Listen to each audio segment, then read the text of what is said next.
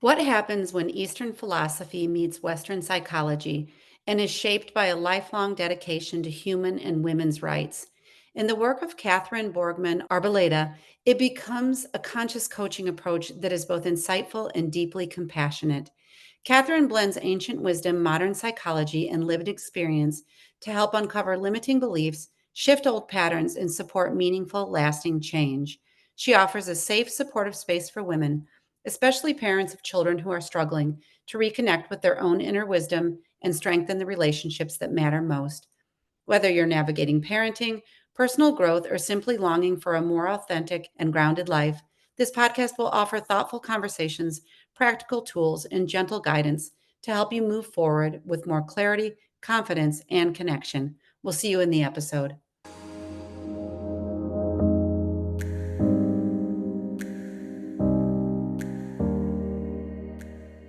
Welcome back to Mystical Sisterhood. This is your host, Maureen Spielman, and today I'm joined by Catherine Borgman-Arboleda of Collaborative Insights. And I'm deeply honored that you're here, Catherine. I was introduced to you through Terry Potter, and Terry was back with us very early on when the podcast started in episode 10, and that was called How to Parent the Young People of Today. And the funny thing about that is I think it stands. I think it stands strong as an episode, and it's about 2 years old. The two of you collaborate on navigating the abyss, parenting alchemy for kids in crisis. And I want to say about you that you are a conscious coach, a conscious parenting coach. And you have this big, broad background too in supporting, partnering with large foundations and NGOs, and part of this big work which you have under the umbrella really of transformation for the world. So you can kind of, maybe we'll jump in there, but first I want to welcome you here and say thanks for being with us. Thanks, Maureen. It's such a pleasure and honor to be with you today.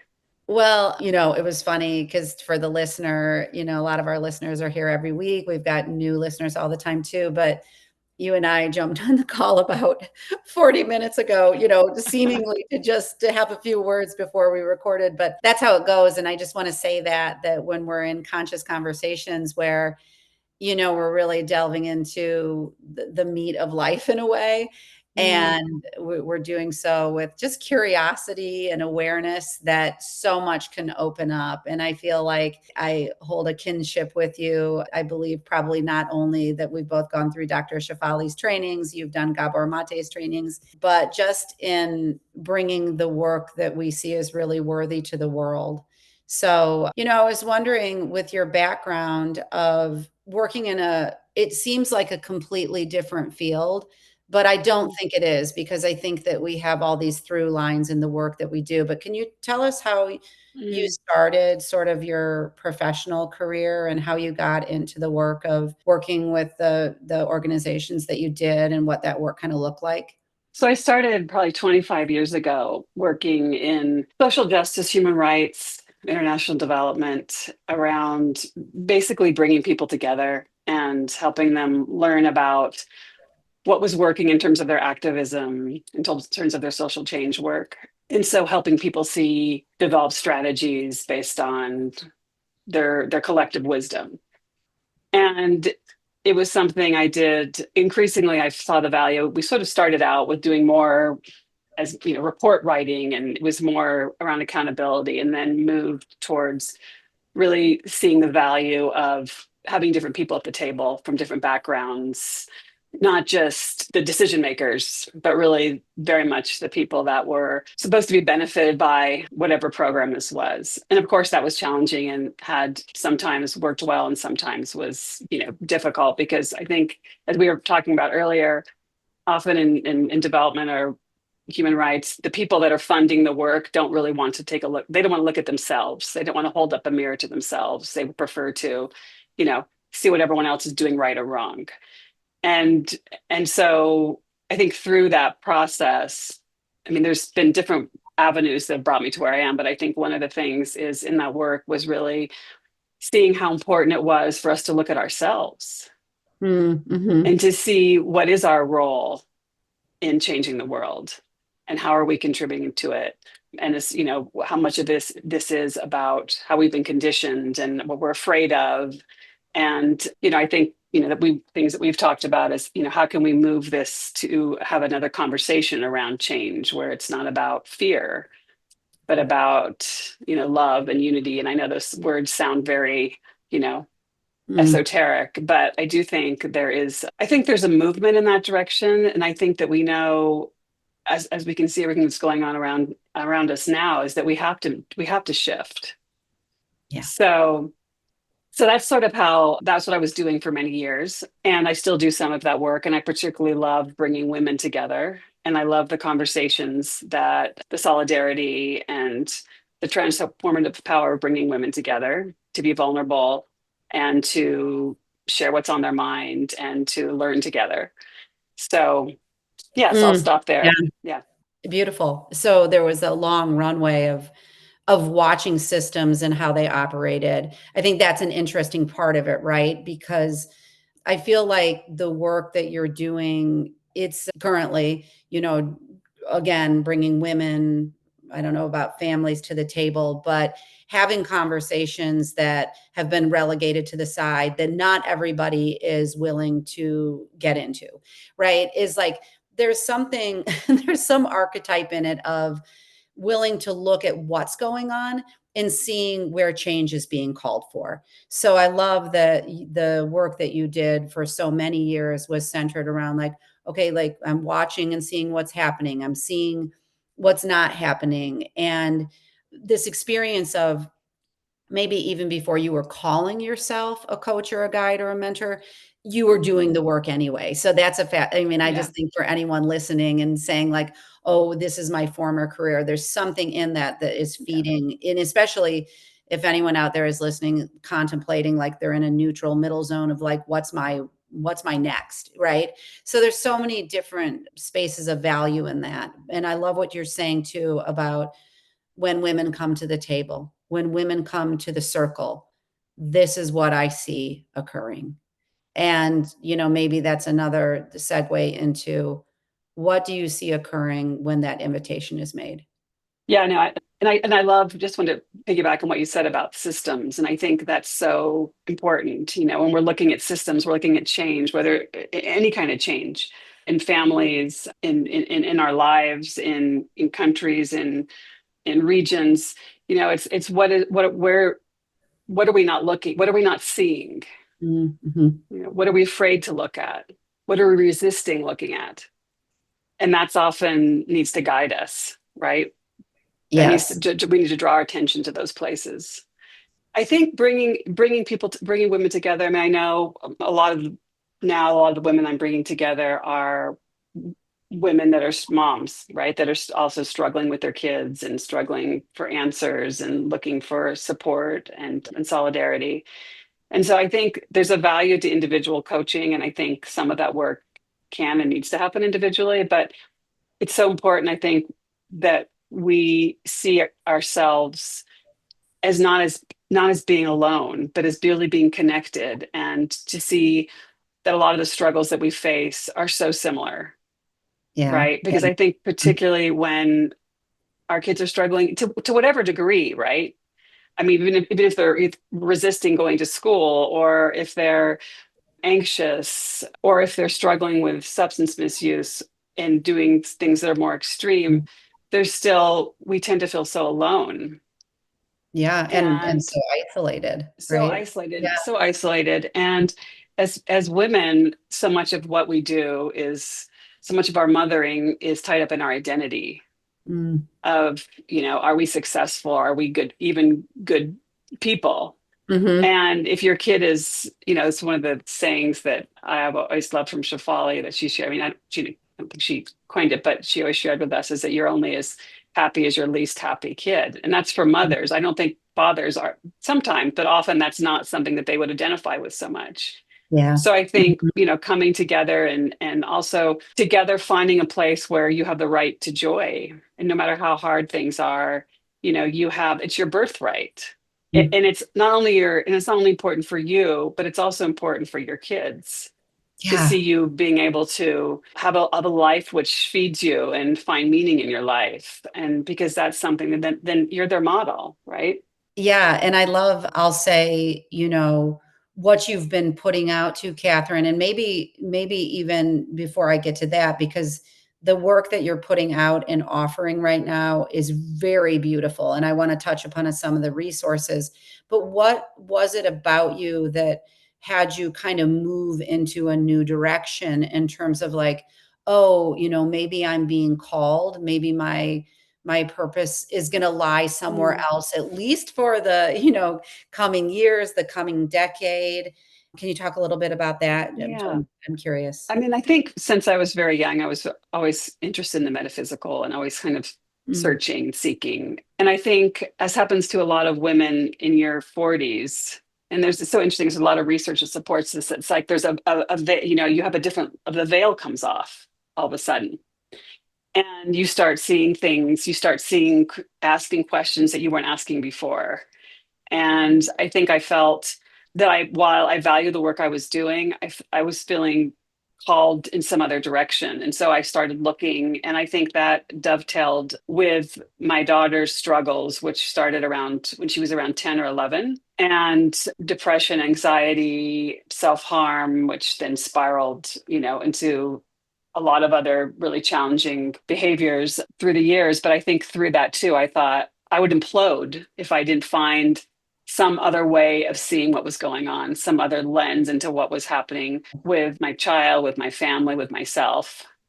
And so then that's how I came across Dr. Shefali mhm. and started, as you did, started learning from her and got certified. And then that led to Dr. Gabor Maté. And then just I continue, as a lot of us do, learning from teachers, clarifying what I really think is the way forward. Yes. And I want to say, let's just take a moment for those who might not be familiar because, I've had, well, maybe not talking about conscious parenting. There's been guests who we studied with, alongside us for Dr. Shefali Tsabari's program. But, when we talk, we can throw a label out there like conscious parenting. And it's like you and I probably could dovetail on quite a few of the things. I think before we recorded, you said, hey, Maureen, there's really like maybe 5, 6, 7 like core components of so many of the different offerings out there today.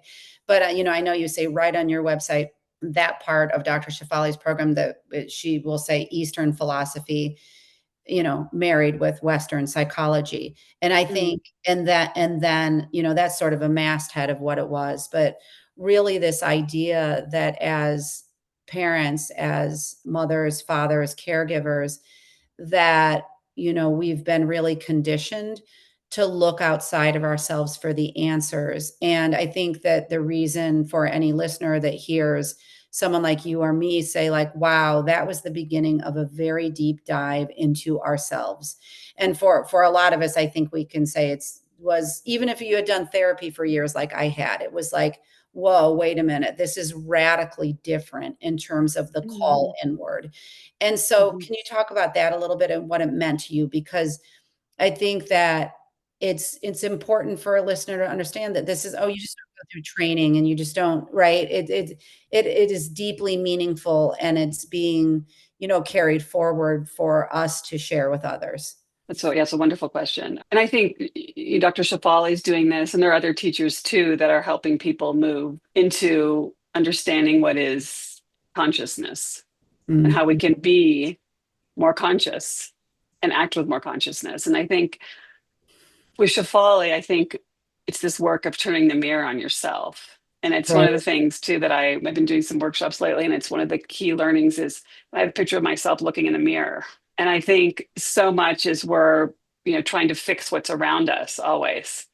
And I think it's really taking a look, but in a look with love and compassion, like a deep look at ourselves Yeah. and looking at what our fears are, how we were conditioned, Mhm. what our values are, what our beliefs are.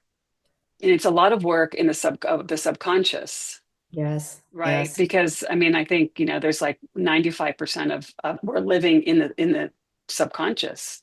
right? Yeah. There's so much happening there. And there's just a very small percentage where we're actually aware and alert and present with what's going on. Yes. I always And so love we're, that iceberg illustration where it's just like the tip of the iceberg is above the water. And then, like you're saying, that 95% is below. And that's yeah. what we're operating from. That's And what that's what we're operating from. And we need to take a look and to really understand what's going on there to start. I mean, and it's lifelong work, yes. right? But Yeah. you're shining increasingly shining more and more light into that part of yourself And and learning yeah. the tools. And I was going to say too, with your extensive training with Dr. Gabor Maté, is that part of it where I think this is when I look at my own journey is the compassion, the kindness, the So softness. important. And, Huge. I may have said on here, I don't know, but, even the word compassion sometimes can feel like it's miles and miles and miles away. But maybe we talked about that when we first met, just like, okay, then how can we be kinder? How can we be softer? How can we be gentler? Like those words that a little more accessible. But I think when we look at all those, the ways we've been conditioned, our belief systems, the ways that we have behaved in our homes that we feel ashamed of, it's like we take it all and we just bathe it in compassion because there's nothing wrong to any part of it. And I feel like that compassionate lens is just this huge key to unlock our growth and the change that will occur. Yeah, I know. I absolutely agree. I think that is the key, right? Mm, Because we can't show compassion if we can't feel compassion for ourselves. yeah. I was gonna say, what does it look like when we're not giving compassion to ourselves? Yeah, and well, I was going to say, I think, and it's so clear to us now because I've seen the shift in myself, and I often will stop and Yeah. say, when I'm struggling with something, like, what is the compassionate version of Catherine? What would she do? Or Yeah. what would the version of Catherine that loves herself do? Beautiful You question. know, and it just Mhm. like clarifies thing for me. But when you're talking to people that aren't necessarily on this path, or just starting to develop more self-awareness and curiosity about themselves and what's going on in their lives, I think that idea of compassion and self-compassion, it seems kind of like a cop out, or Mm, or mhm. something like really kind of woo-woo or hippie and just not.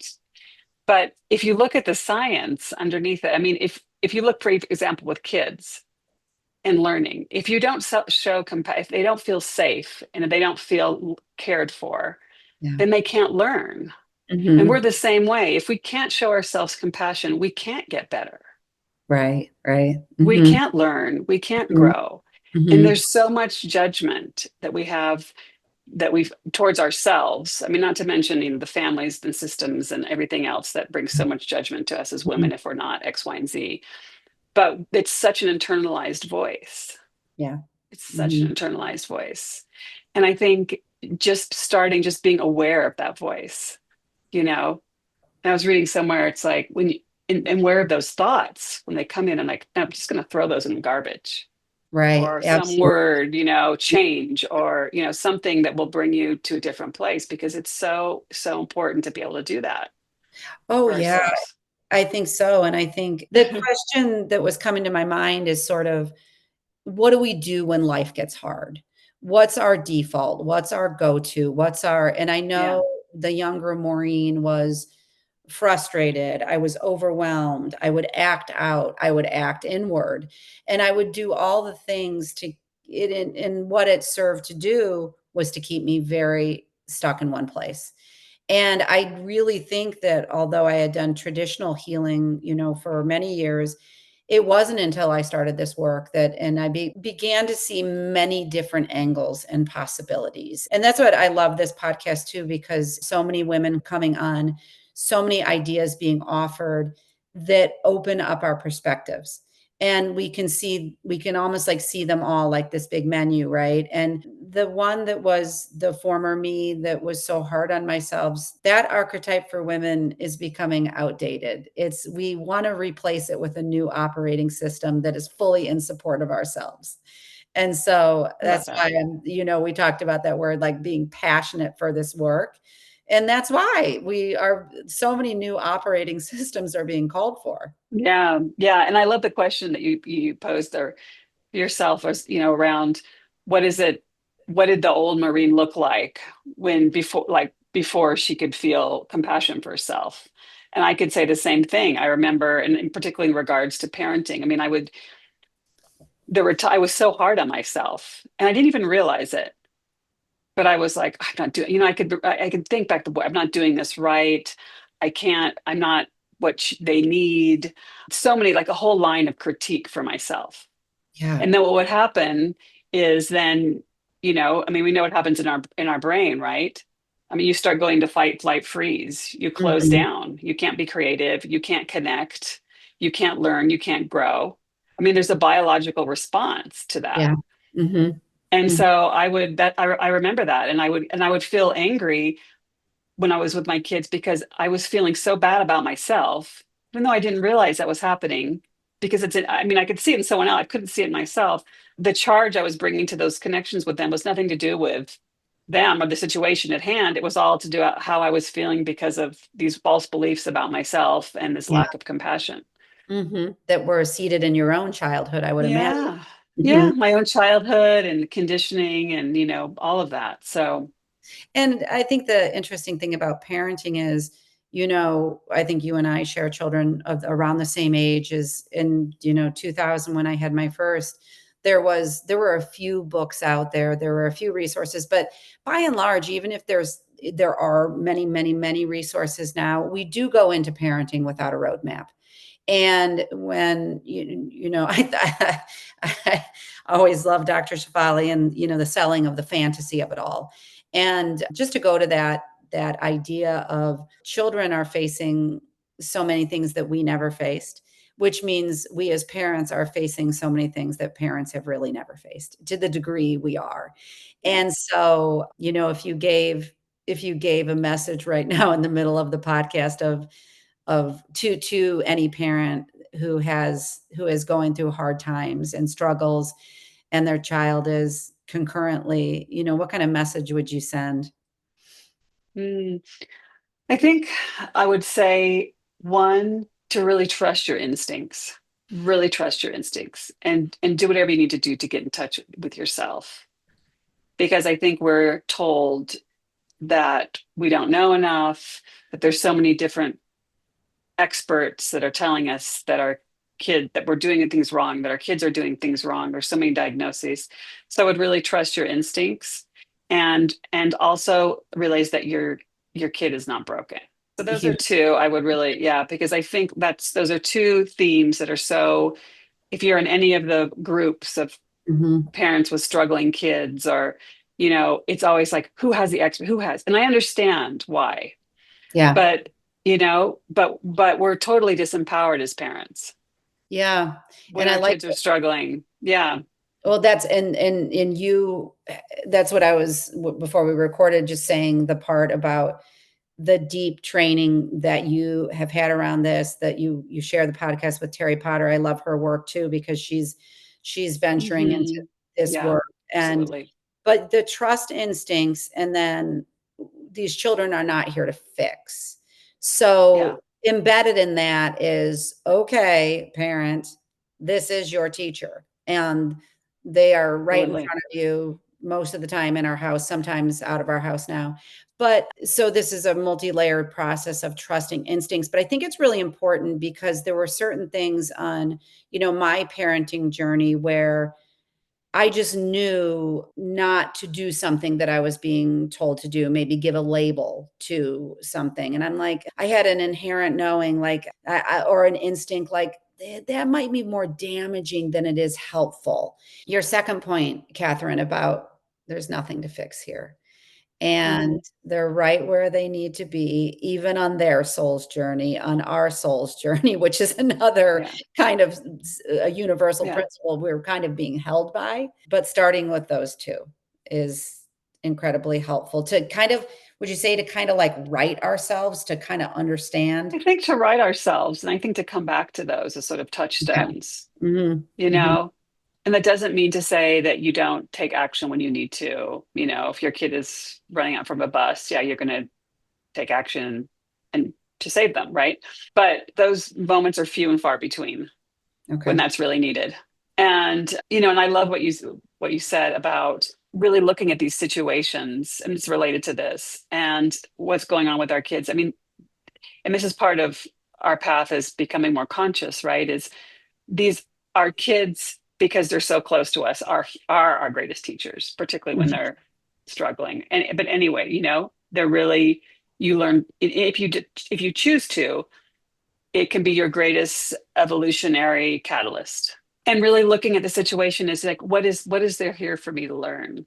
Hmm. What am I not looking at? What am I resisting? And I think that that's, if you can come back to that, if you back over and over, I think that's so important. And it's what sustained me over through incredibly difficult situations. Before we recorded too, you were talking about that idea of really taking a look at our fears. And we know that our fears can be above the surface, but they can be really running the show in that subconscious.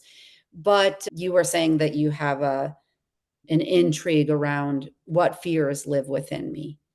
And I think anyone who is parenting a child going through difficulty is that there can be fear in the moment. Like, I'll just say from my own experience of, and like you're saying, like those moments, those really escalated ones where you have to step in, you're kind of like, those are the mountaintops. They're like, they're actually, and you're speaking from experience. They're not, every single day, but I was going to say the fears can continue.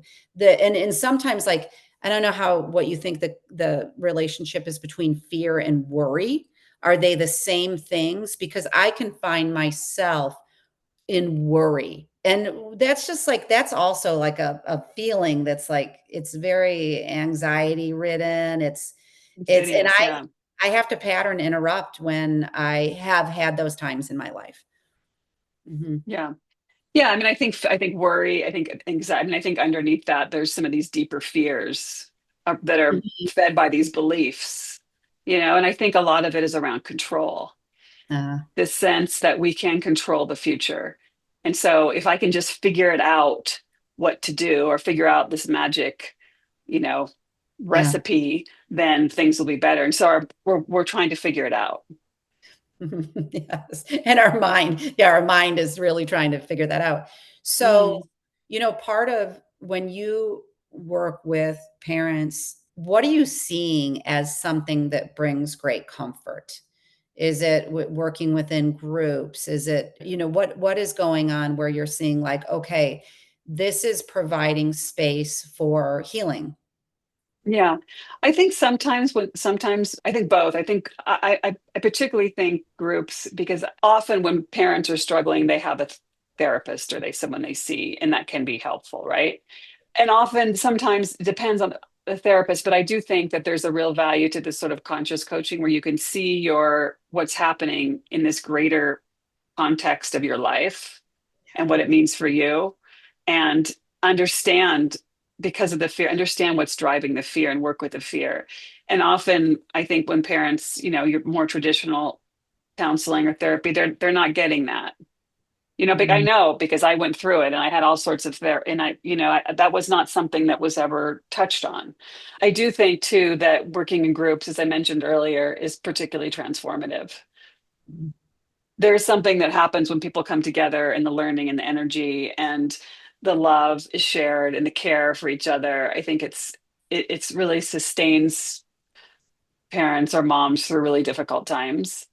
And I think also sharing your story and having people hear it, not just one, but hearing a number of other moms hearing the story and being able to relate to it yeah. and Mhm. feeling with you is really critical. That's And I beautiful. think It's it's, yeah. So I think those things are what I've seen to be particularly important. So those are the containers in this journey. I think often, again, we know it's often like, let's find the kid a coach, let's find the kid a therapist, let's find a kid a group, which is great, But to be honest, it was funny because there was a, there was a post today in one of the groups I'm in around, and the conversation, the main theme was really like, what does it take to make kids change? mm. What Hmm. does it take to make kids change? And, I was thinking that's just a long post. I mean, it's because they're so young, and Hmm. think how hard it is for us to change. And we're, middle aged. And I think often one thing we forget about is this idea of sovereignty or agency. And kids, anyone needs to have agency in your growth. Yeah. It can't be forced on anyone at any age. No, no. And It that's can't be forced. you, I think that energetically kids feel that whether they're younger, they're mid-teens, they're early 20s, whatever it is, Mm, if we're holding an agenda and we've got an absolutely. idea. And I check myself on those things because I'm decent at it, but again, pulling back to where are we now? What do I need in the moment? What does this other person need in the moment? And so much of rebuilding what was not there, because if I look at the way who Maureen was when I raised my early kids, I think that, when my kids were younger, I wish that I would have known, and also blessed that I didn't, right? Because this is how we learn, but just creating spaciousness around listening alone, and how something like sacred listening and giving a wide berth of not having an agenda can create these foundations for change. And will you speak a little bit to how that's a practice, and how Yeah. let's also seed the possibilities and the hopefulness around this, because it doesn't happen overnight, because we're retraining Mhm. ourselves and we're giving our loved ones a new experience, which they have to get used to, right? Especially coming from us. I think that's really important. This idea of learning to accompany our kids and what that looks like, right? This idea of accompaniment. And I think when I was mentioning this post and how there's such a desire to find, to understand, to figure out how to fix our kids, what are the magic resources, what are the medications, right? We know, and so I think understandable, and there are resources we can provide for our kids, and of course, but I think the only thing that we can control, only thing that we are ourselves. And so it's so important to shift that energy from trying to fix them to working on ourselves. And that is that very linked to what you were saying about creating space, because until we are able to be present with ourselves and do some of that work around understanding our fears and shifting those beliefs and developing a lens to see our kids through abundance and through their essence. And until we can do that, until we've done that work, it's really hard to do that, right? And I think what you were saying is so much of the connection with them is coming to them, as you're saying, without an agenda, without judgment. Because when they can feel it, even if we don't say it, it's energetic. Even if we're there and we just peek in their room, right? And we really are, the agenda is like, are they doing their homework? They Yeah. sense it. Mhm. But if Mhm. we can shift that, and our goal is like, I'm not saying homework isn't important, doesn't have a role, et cetera, but my priority with my child is connection. And I go into the room, you know, go in to connect, which is with curiosity, which is with openness, with maybe just listening, or maybe just it's just like saying hi. Just wanted to say I hope everything's going well. Yeah. I'm doing X, Y, and Z if you want to join me. But just that spaciousness and kind Mhm. of removing that need to help orchestrate some outcome, Yeah. because really so much of our worries and our fears and our anxieties about, like, again, like orchestrating some outcome so that I will feel okay and my kid will be safe, Mhm. which Yeah. is mostly based in false assumptions, right? Right. Mhm. We Yeah. don't know we don't know what's happening in this. Anyway, let's put aside the crazy world and what's happening, but we don't know what they need. We don't know what experience or what person they'll come into contact with, or what resource that will bring them on the path that will give them the life that they're meant to have. Yeah, and I think that's the beautiful part of this work too, is holding that light up. I do believe when we work on ourselves and we kind of free ourselves of the constraints from, our upbringing ancestrally, whatever we're carrying, then we can carry the light. And that's much needed in these times. And so that's why the work of fortifying my inner world, my, pillar of how do I become centered, how do I maintain calm, how do I do all these things, it matters. It matters greatly. And it matters when we do this work on ourselves, with our children, with our partner, it feeds the collective. And I love this conversation just because all of this work is doing that right now. And it can be very invisible work. I think it completely is. And I think, I mean, we're obviously in this algorithm of we're getting a lot of connection with like-minded people and kindred spirits, but you can see in all these different sectors where what was marginalized and sidelined in terms of conversations as these are making their way and they're giving more legitimacy. Yes, yes, absolutely. And I think that's really powerful. And in such a short time, Maureen. Yes. And the other thing when you were sharing, I was thinking of was like how I often think about, and I think many parents are really going through it, we're living in unprecedented times. And that is not, whether we name, social media and devices and the pandemic and the world at large right now, these things are happening. And so new, I think as parents, it's almost a beautiful call that there's a new type of guidance emerging. There's a new, and we are on the forefront of it. Like we get, sometimes I hear like, if you chose to take a body right now, you're lucky to be on earth living. And people would say like, that's crazy. Of course I'm not. But there is something there that's like, no, this is really exciting. We are on a forefront of parents in a generation, and our kids are speaking loudly. You might have thoughts about that, but the parents are, we might be saying like, why is this getting so loud? It hurts my ears. What my children or the children of earth are coming forward with. But it's a call for us to rise higher. And so we know we're on this threshold of change. We Yeah, are, no, we are I in it. absolutely agree. I Yeah. absolutely agree.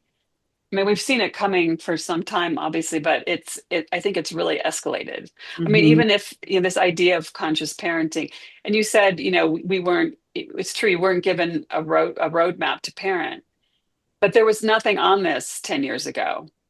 Mm-mm. No, no. There was very little Yeah. connecting the consciousness to parenting. Yes. There was, right? Yes. Yes.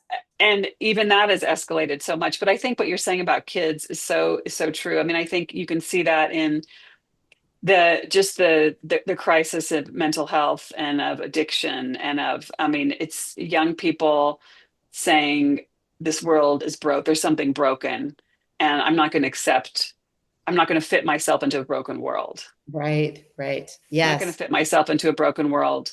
And they have ideas, and there have visions of a world and a ways of living that we Yes. can't conceive. Yeah. And to your point, Catherine, when I like to look at things like the decades, right? And because we're both trained under Dr. Shefali or with her, Hmm. I think she kind of hit her stride in 2013 when Oprah Winfrey had her on, and then her work Hmm. started to really get out there. But I love that timing because that timing was so darn perfect for what was to come. And so Hmm. it's like we're on the edge of this wave that it is growing, and we are disseminating this information. We're getting it out there. And when you talk about the children and fitting into this kind of broken system in many ways, it's like they are pioneers too. And so we are all brave pioneers right now, which I'm loving this Yeah. theme because even though, that might be hard to embrace or that might be audacious to say, that's what I'm seeing and that's what I'm feeling. And Yeah, no, I agree. I agree with everything you're saying. Absolutely. And I think, it's a time when you can be really disheartened because, and scared for yourself, scared for your kids. But I think the way I see this is that things are coming out to the air that need to heal. And it is painful to watch. And I'm not saying, I mean, I'm obviously speaking from a position of, in many ways, of privilege. I'm not on the front lines of those that are most vulnerable and that are really living this day to day, sort of the consequences of, this kind of unraveling. But I do think there's so many doors being opened for new visions of the world. And one of the common denominators is great. Yeah. One of the common denominators of a lot of these kids that are really struggling with their mental health and addiction is that they're incredibly sensitive. I mean, across the board. It's like these kids, they come into the world and they feel the world Yeah. and to it with an intensity that other kids don't. And they feel the pain of this world in a way that other kids don't. But I think in a lot of ways, these kids, with their sensitivity and with their vision, are kind of going to be leading the way forward. And Yeah. so I Yeah. think sometimes, we look at these kids that have struggled so much, and we feel, guilty, and we feel sad for them, and we feel their pain. But I think in a lot of ways, for many of them, this will have been a process, and they need to go through in order to take this role, helping to move the world forward in the future. Yeah, I love that you bring that up, the sensitivity and the deep, deep empathy that these children are feeling. And it reminds me of one of my guests, Dr. Therese Rowley. She's a Chicago-based healer, intuitive, runs conscious business networks, but has a real interest in children who are neurodivergent. And I think she's begun to call them multisensory, which is very interesting in what you're saying about, when we're deeply sensitive, that's a sense, that's one of our senses that's on. It's a superpower, right? It really is. It's the both and, like going to the parent first and giving them tools to kind of center, to take care of themselves, to begin to turn that mirror on themselves, but also giving our children tools, and whether they're energetic tools or emotional tools or whatever it is, to help them guide themselves through the world with, I think you used the word companion. And I love it because Dr. Rowley has begun a group for parents of neurodivergent children, but she always says that the parents are super parents.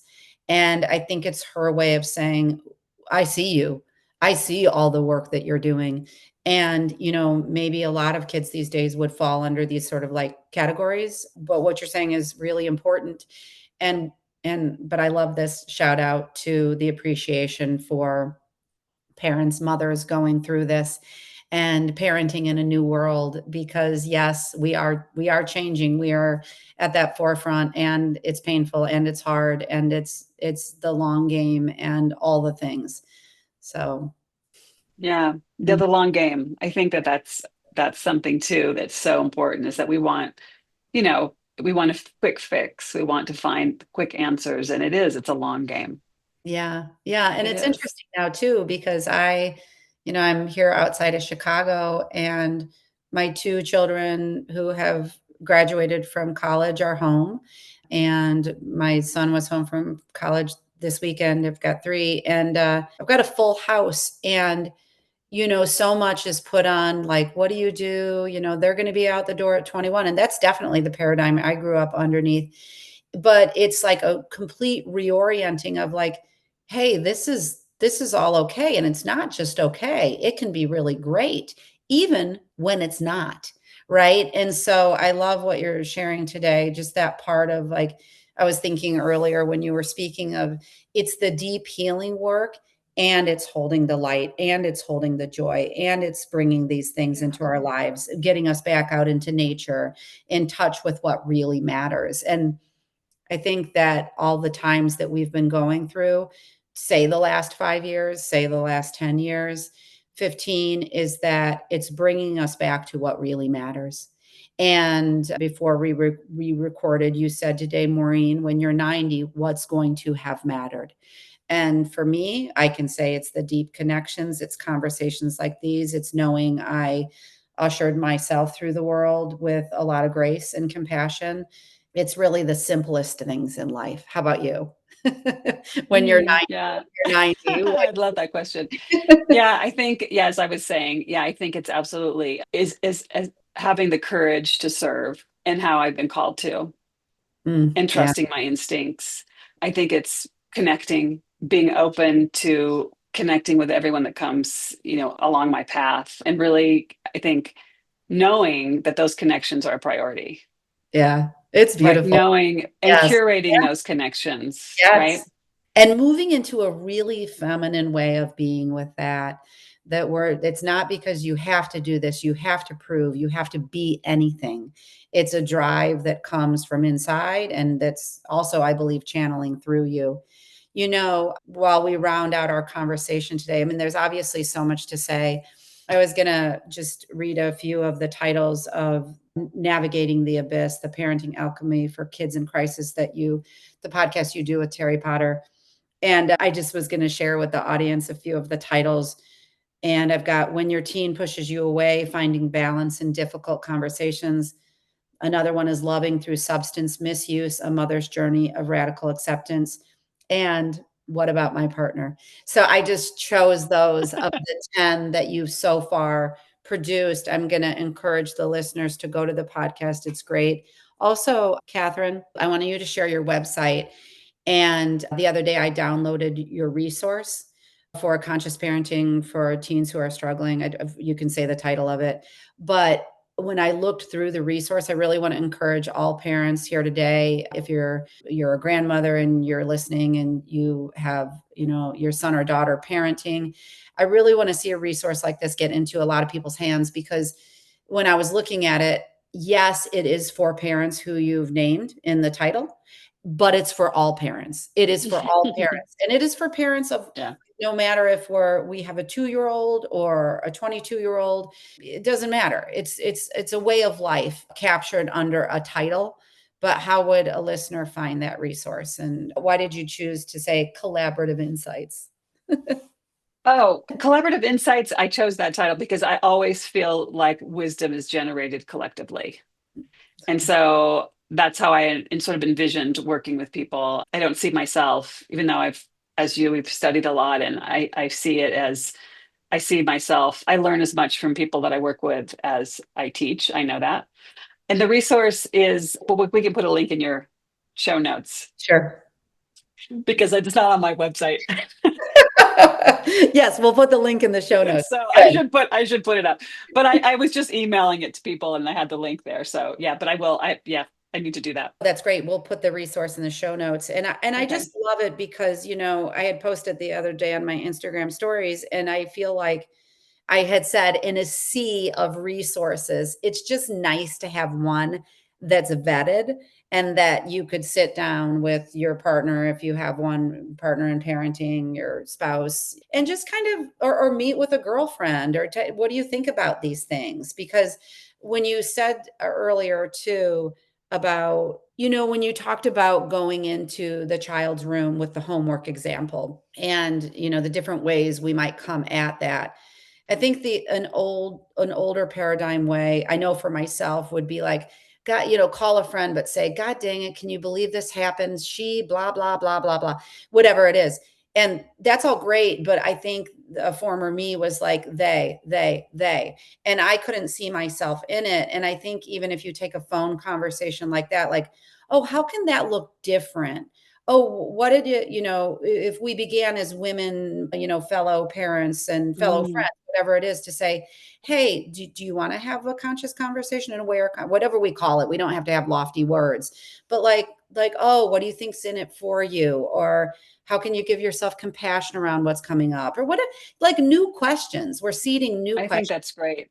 Hmm. Yeah, I love that. I love that. And I think, yeah, absolutely. I could see myself, 5 years ago. Yeah. My Hmm. older, I was always trying to make her read all the time. Like, oh, she won't read enough. She won't, like, what's wrong with the school? That was a comment. Right. And now I know, I have a 15-year-old at home now. So I know when I feel frustrated because maybe she's not doing X, Y, or Z or whatever, Yeah. the first thing I'm doing is like going back, okay, what am I making this mean Great about question. her, about myself? And so I think, when I with my friends, not all of them, which are on this path by any means, I often ask them that. So what are you making this mean? And at first it's like, well, and then they start thinking, maybe it's because I'm afraid that, when it gets down to that, she'll never have a Yeah. successful life, or she'll be alone or whatever, or that I am not doing enough. I'm a crappy mother. And when you can shift that, then you can come to Yeah. the situation at hand with Hmm. another lens that's going to be a lot more productive. So I love that you said like having different kinds of conversations Yeah. around parenting. Yeah, it's such a nice vision. So, Catherine will lead people to your website and put in the show notes your resource. And I know you're often providing workshops for people. So, Mhm. just getting on someone's email list can really be beneficial because I'm on yours now. And just, you shared even recently, I'll touch upon before we go, is just like how even the silence in the meeting you just held and women holding each other and knowing that you're understood and you're not alone, those can just provide such comfort to know that we're cared for and that we're not alone. We really are not. Yeah, we're not alone. And I think it provides comfort and it brings creativity Mhm. into and a new energy into how we engage. Yeah, and how we engage with each other, because I know that even if I lead with this is what's happening, I'm often met with a fixer energy. And the fixer energy come from, I think we identify that as a male energy. And it is probably more of a male energy that we've just picked up from society and culture. And Mhm. there's so many themes that we've talked about today, but this like moving into this feminine way. And it's this is very strong. And I think along the way, as women, we're learning to use our voices in ways we never have. And many of us were greatly quieted, like myself in youth. And so, there's still the voices that come up like, oh, you haven't addressed that. You haven't talked about that. You haven't addressed that head on. You haven't almost, I'm going to say, hit that hard enough. And it's like, whoa, whoa, whoa. Like, that's a lot of damaging self Mm, talk there. But at the same time, there is a call like, mm, oh, how can I say what I want to say? How can I share mm. without Love that. feeling like I'm going to offend somebody or right? And Mm, so there's this subtle yeah. art in all of it. Mhm. Yeah, and I mean, it makes me think because how are we embodying this new divine feminine, right? And Yeah. bringing it to the world. And I think, for me, it was, again, I think a different message than what you were receiving, but it was like if you can't bring enough male energy, so if you can't push and, struggle and force and bring that energy to make sure things happen a certain way, you won't be safe and things won't come together. Mhm. Right. So is Yeah. this message of what's the word I'm looking for? There's a like hustle, like, hustling and, Yeah. kind Yeah, of that pushing. Yeah. grasping, Yeah. pushing, right? Mhm. Whereas I realize now that so much more happens with bringing this feminine energy of connecting. And this is funny because I never would have talked like this 10 years ago. Right. I would have laughed at myself, you know, but now I know how solid it is. But, Yes. actually stopping myself, like, am I coming from love or fear? And prioritizing connection and prioritizing seeing other people, seeing the essence of other people Yeah.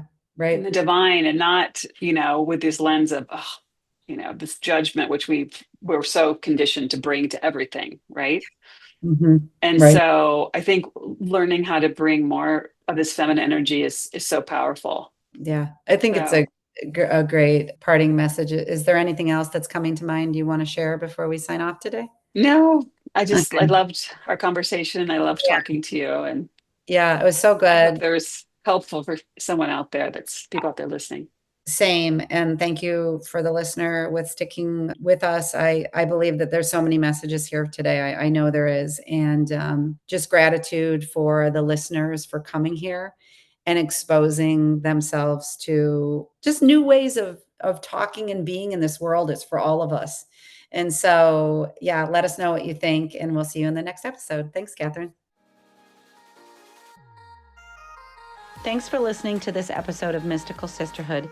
To learn more about my one-on-one coaching programs or join the Mystical Sisterhood membership, visit maureenspielman.com or mysticalsisterhood.com. Thanks so much. I'll see you in the next episode.